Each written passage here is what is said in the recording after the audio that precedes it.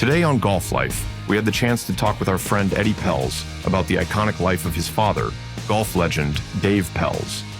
Please join us for our tribute to his incredible golf life. Here's our host, Mike Billingsley. I am so happy to be joined by my old friend and pal. We've done so many things together. Eddie Pelz. Eddie, thanks for joining Golf Life today. Oh, thank you, Mike. It's wonderful to be with you as always. Great memories of you at the house in Austin and beyond. You know, we've been a number of places. It's the first time that we met and we got to work with your wonderful father who is resting in peace, and we're celebrating his life today on Golf Life. Was in actually at the Boca Club, I believe, in Right. Florida. Right. You remember we were doing, Dave had a great series for Golf Magazine, which was How to Win Your Major, Right. if you remember that. Absolutely. And he took us around the course and showed us advice for how to win your major or your upcoming tournament or whatever you were going to be in. It was called What's Your Major? And it was asking amateur golfers what their most important tournament of the year was. Because we know what the pros or most majors are. This was asking amateurs, and we got amazing responses from that. People, heartfelt reasons why they cared about this tournament or that tournament. And then the winner of the essay contest had Dave Pelz come to them. And the first gentleman was a military gentleman who was trying to win his military base annual tournament. And Dave went and treated it like a major for a tour player, walked the course with him, gave him strategy, told him what to work on before the tournament. It leads right into the message I wanted to give you about Dave was, you know, in a world where no one really cares about your golf game, even though you might talk about it a lot, Dave Pelz cared about your golf game. He was rooting for you. He was rooting for the amateurs. He was rooting for the pros, but he loved the amateur golf world. I think that's where our bond was, because Golf Life is obviously about your golf life, and that's where we met eye to eye. You know, and he was a taskmaster. You know, I remember that first time I was nervous as could be, and probably the greatest thing that happened is that it rained, if you remember, and we sat for hours waiting out the rain. We were doing some tips and advice, and we got the chance to sit and talk for like 2 or 3 hours or some. He's like, I kind of think this kid might be okay. And then I realized that you did what Mr. Pelz asked you to do, and you listened, and you know, and then once in a while I saw my slot to give him an idea, and you can see real fast if he liked the idea or not. He loved your contributions, and he loved that you were in there trying to solve the nitpicky things he was focused on, which always ended up being pretty important. And he loved your contribution because you always got in there and hustled and tried, and you know, you brought out so much expertise to the table. It was really wonderful for us. And that's why, you know, we loved working with you at the beginning, and then it kept going because we knew you would care. You know, well, thank you. And I think we were lucky, Eddie, that we were privy to the last recordings potentially. Is that accurate? Yeah. And we had so much fun, if you remember. I'm going to actually show you a video of Dave with all the cameras on his head. Do you remember that? I do. Because he wanted to do the point of view of the golfer. He always had such great ideas. Oh my God. He was so into it. And, that was an idea he had for years. And, you know, when you find people that care about the end product and help you produce great stuff, then you want to keep working with them.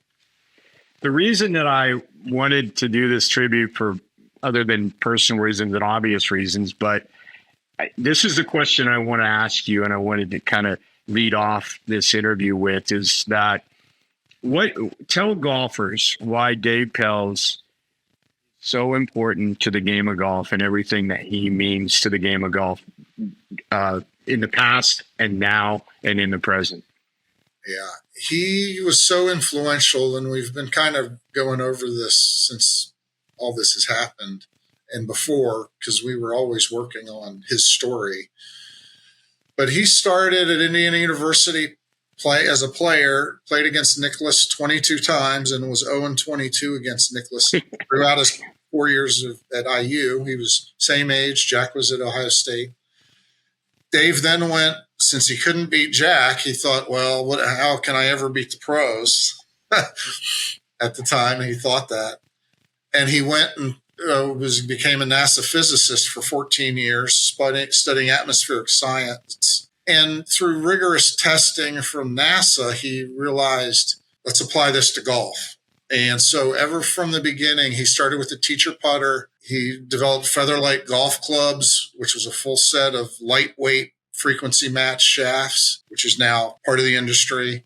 He invented the quick change hosel for testing of grooves through the years. He went bankrupt 2 times and then at least 2 times in the early days, but he stayed with it because he was doing the research that he wanted to do. And when he started giving golf schools is when it did pay off, because manufacturing is a tough business. But his influences from starting the only short game school dedicated to the short game for golf, or amateur golfers and pros. They Right. So he influenced clubs. He influenced learning aids, teaching.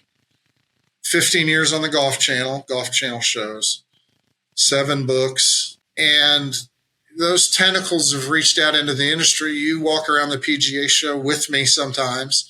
Next year we need to do it. We will.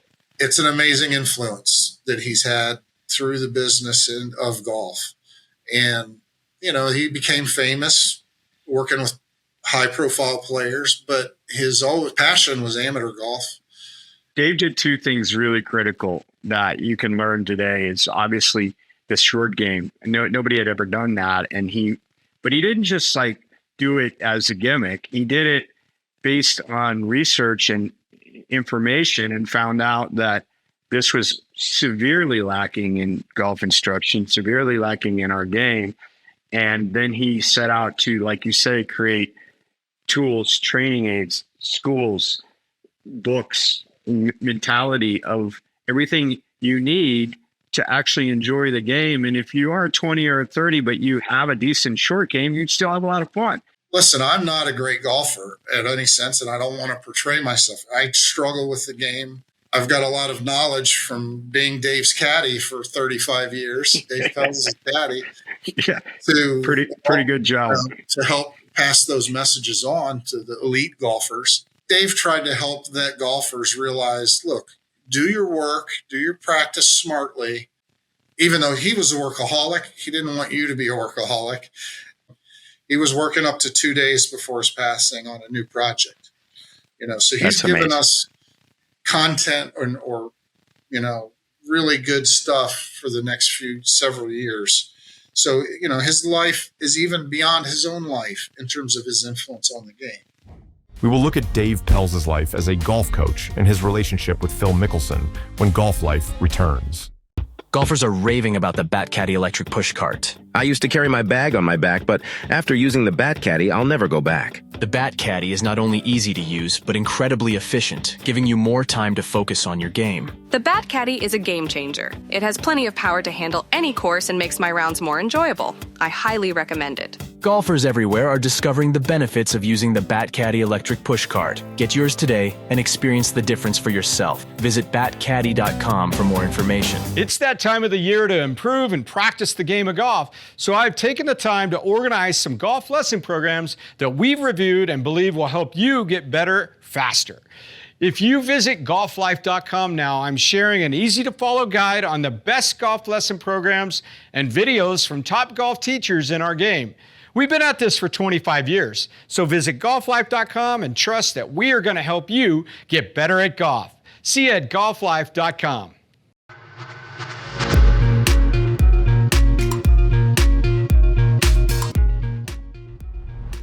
I wanted to ask you, when you talk about better golfers, it's quite amazing to me that, and I've been lucky, as you know, to work with a lot of top teachers. Some of them were good golfers, some of them not so much. It's quite amazing, however, that Dave was a NASA scientist, and yet he had major impact on some of the best players in our game. Phil Mickelson comes to mind, and I know even late into Phil's career, as he went into the later parts of his PGA Tour career, he would always come back to Dave. What was it there that they had, and kind of tell the golf community about Dave as a coach for that level of players? He and Phil had a very unique relationship, and one that I was privy to seeing and experiencing, because it was really almost like two titans of the game, working off each other. He would challenge Dave, and Dave would challenge Phil back, and some of those were heated meetings.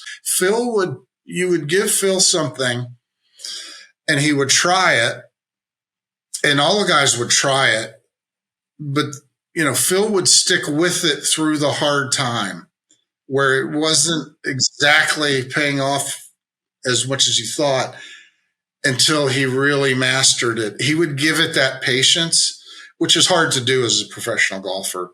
I mean, it ended up breaking through the major barrier in 2004, and then 2006, it was a magical year. Well, that's the thing that I think people need to also realize, is that, Dave can be tough, and but in such a magical, like, he had such a way of doing it. He would convince you without offending you. But he was demanding. He wanted you to get better. A lot of times those fixes were the hard way. Like, that's right. It's not going to be easy to do what I'm telling you, but I'm asking you to do it anyway. And I know that the game of golf isn't easy. So people that want to be better at it understand that you got to go through. He was giving you that pill that maybe you didn't want. Easy doesn't mean always the right way. Easy is not always the right way. It's an option. I mean, he challenged me in production, with ideas and things he wanted to do that I was like, let me think about that. It wasn't just like giving lip service, because I knew that if I did, I wasn't going to be very far, because he had already thought 10 steps before me of what he wanted and how the boomerang was going to come around and hit you in the back of the head. Yeah. He had 23 patents in the game of original ideas that have had lives of their own and will have lives beyond ours. Well, one of the things, though, that he loved to have fun, and I know that you got involved in a side business working with Sinlon. A lot of people know about Dave's home and the project that you and Dave did there in the backyard with the Sinlon golf course, if you will, that you guys put together. That I know, because you've told me that was probably one of the most special moments of your life with him. And that had to just be so much fun for you guys. I mean, I know he was an expert and he wanted the greens just right and this and that, but I bet you guys had a blast. We did. And it was, he came to me and said, okay, I want you to think about the best golf complexes, the green complexes, not the best golf holes, the best green complexes you can think of about it. And so for weeks and months, we would talk about that. And we picked, we've got 12 at Augusta. We've got the Island Green TPC Sawgrass, which is unbelievable. We've got 12 and 13 from Pebble. So the par 3 and the par 5 green area.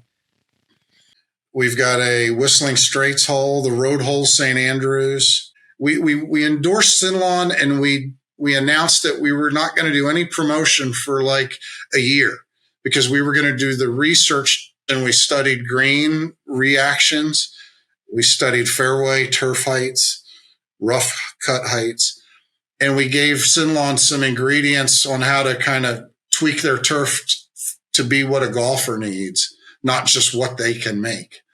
That really set the stage for that company and they're doing great. I remember we worked on the 3x4 system with Dave on his Sinlon greens. He would sit there and hit shots, and you knew that green, he had a part in how that product worked because he wanted that ball to stop. He wanted to be able to show. I mean, he wanted to. If you thin it, he wants it to bounce through like it would. If you hit it with good spin and crisp action, he wants it to react like a real green. Hit, bounce, stop. Maybe I have footage right now. I'm showing you that he did it, and he could hit the shots too, by the way. Yeah, and listen, Patrick Reed was in the backyard 3 weeks ago, saw Dave, and Patrick and Justine saw Dave for the last time. But it's a fun environment. It's casual as you want to be. It's your home. You can do what you want when you want with it. You can entertain. You live in golf. It's bringing That's golf what into Dave your said, life. right? Yeah, I live on golf. On golf without the mowers and the noise. Mike and Eddie will discuss Dave's lasting legacy when Golf Life returns. Folks, I want to tell you about an amazing piece of equipment that we use here on Golf Life. It's called BATCADDY. It is an electric golf push cart, and it is phenomenal. And when you work with a product like this, you're going to play better golf. You're going to be in better shape. You're going to focus better on your round. It's absolutely proven that you play better when you use a push cart. And in this case, you have an electric cart, so you don't even have to touch it. You just walk and enjoy your round. It is very, very durable. The company has been around a long time. This battery lasts for multiple rounds. It's easy to break down and put in the back of your car. Simply pop these little guys off here, throw your bag into the back of your car, and just lay it down, and it's easy to throw in the back of your car. It is an awesome product. You can get it at BATCADDY.com. It is a product we give a thumbs up from Golf Life. Golf Life is making the turn to the back nine in a moment. Now let's rejoin our conversation on the life of golf icon, Dave Pelz. Right. I think as far as when you rate a golf life, it's hard to not have Dave Pelz in probably the top 2 or 3 people of all time, maybe top 5 anyway, in terms of everything that he did. I mean, you look at Nicklaus and what he's done in golf, that's the level of where he's at. Arnold Palmer. Yeah. In terms of the reach of the game across so many aspects of the game that are so important to our game. He's up there with the legends of the game. And I'm certainly, just as a son, proud as I can be of him, everything he did. You getting back to Dave's influence on the game, I mean, I'd have to say his instruction is number one, because he really helped so many golfers with his instruction that, you're spending too much time on the full swing, because that's where it's the only thing you practice. Bring some attention to the short game and putting. And here's how. It's not just change it. It's here's how to do it. And that has really, I know, helped, millions and millions of golfers enjoy the game more. I mean, just watching him do it was phenomenal. And now thinking back on it, it was a lifetime of caring about the betterment of the game for amateurs and pros. What do you think Dave enjoyed the most? What did he enjoy working on the most? Because I know, I met you guys when he was doing a lot of instruction, a lot of on-camera work, a lot of stuff with Golf Magazine, and then, a lot of research being done there in just outside of Dripping Springs there in your offices there. And then you worked with HD Golf. I mean, he built a replica indoors of outdoors and then indoor golf setting, which was hilarious and awesome. Yeah, and like we didn't have enough. He took his backyard and digitized it and put it in the HD golf system, so you can play his backyard if you have a high definition golf simulator, which is and we did. So we had the backyard virtual, and we'd walk out the door and we have the real backyard. Awesome. What did he enjoy? There was a thread on Golf WRX one time that I was perusing through in the middle of the night at some point, and it was titled "The Wonderful World of Dave Pelz." And it was, a guy that posted that and said, "Can you believe what this guy's done? Look at what he's created for himself." And it was one of those inspiring things to me because he did create a wonderful world. So, like, what did he enjoy the most? He loved continuing working and building on what he had built. And, you know, I really tried to say at one point, D, you've done it all. I mean, you don't need to push yourself anymore. And he never really got that message. What are some of Dave's quotes that come to mind for you? I know that's a hard question, but what are some of his famous quotes that he always kind of used throughout the shows and later on? He talked about himself being a golfer who loved physics, not a physicist who loved golf, kind of because of his technical background. Kind of like me, I'm not a golfer. I play one on TV. yeah. And that's okay, you know, and you love the game. I know that. And that's what we want. I mean, there's all ways to enjoy this game. So We have more with Eddie Pelz on the life of his father, the iconic golf personality, Dave Pelz, in a moment. The best players demand the best practice surfaces. The Player Preferred series integrates our new Pure Impact turf that exactly replicates the impact and ball flight of hitting on a firm fairway. It not only feels and flies better, but it provides the true impact sound that's music to the better players' ears. At the range or at home, the most demanding players practice on Fiberbuilt.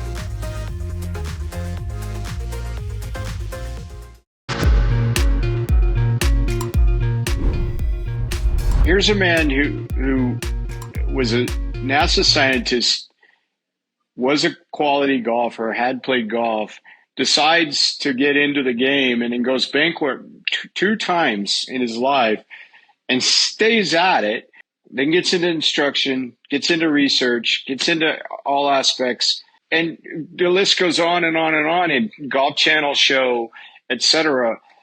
I mean, it's a pretty good life, well led, but most importantly, what do you think we can all take from that in terms of here's the game of golf, which is a game of failure, and this man created so much joy and fun and knowledge and experience and everything else from the hard work that he did.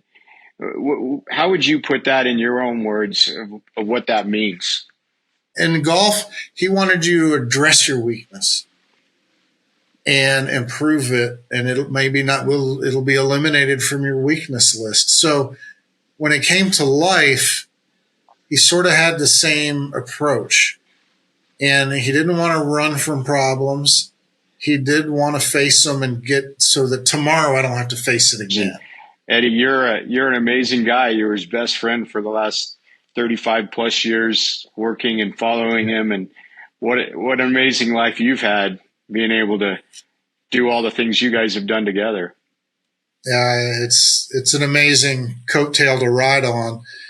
And, you know, when I say he wanted you to address your weaknesses, all of us out there that are viewing this, he also wasn't afraid of a big problem and like a big project.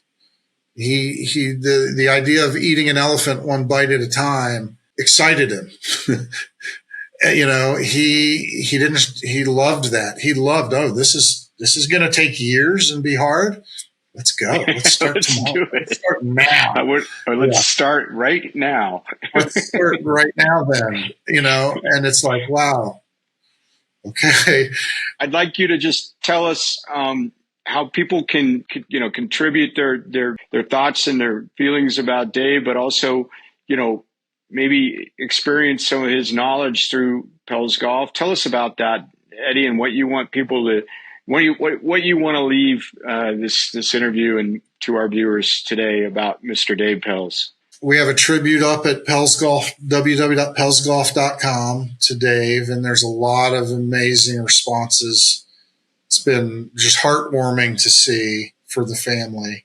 Dave's message of, in lieu of flowers, help a golfer to learn the game, bring a new golfer into the game and share some of your joy. That's a real message we want to get out there, because the game of golf teaches you. I think, being inspired by Dave Pelz's life, you'll join a nice crowd of people that have that as a bonding agent in their love of the game and their love of golf. Yeah, his love of the game and what he gave us in this game is unmatched. I love his welcoming message to share the game with others. I think that's a brilliant thing that he left us, and let's all try to continue to do that. Eddie, thank you so much for all your time today, and may peace be with you, and enjoy the celebration of your father's amazing life. Mike, love you. I love working with you, and I love what you're doing in Colorado. Keep it up. Let's enjoy this game, and let's get together and see each other again real soon. Well, hugs to you, pal, and I'll see you soon. All right.